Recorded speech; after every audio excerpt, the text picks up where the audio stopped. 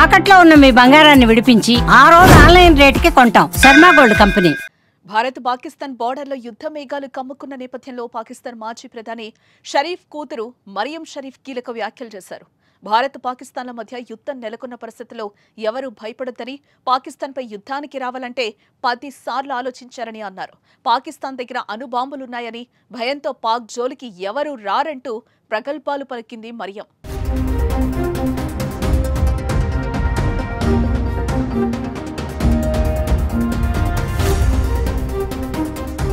ఇక పహల్గాంలో ఉగ్రదాడి తర్వాత భారత్ పాకిస్తాన్ మధ్య ఉద్రిక్తతలు పెరుగుతోంది.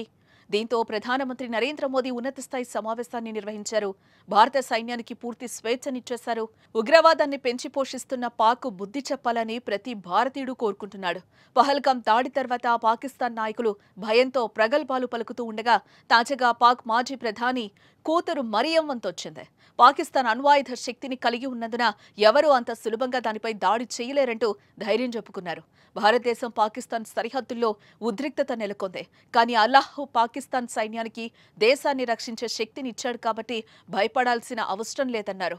పాకిస్తాన్ అణ్వాయుధ శక్తి కాబట్టి ఎవరూ అంత సులభంగా దానిపై దాడి చేయలేరంటూ తమ సైన్యానికి ధైర్యం చెప్పుకొచ్చారు మరియం.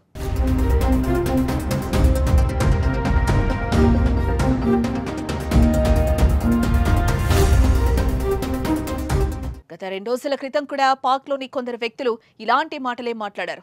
భారత్ మాపై దాడి చేస్తే తమ దగ్గర అణుబాంబులు ఉన్నాయని, వాటిని ప్రయోగించడానికి వెనకాడబోమంటూ మంగళవారపు మాటలు మాట్లాడారు. నిజానికి ఆ దేశ సైనిక నాయకుడే ఇప్పటి వరకు పత్తలేడు.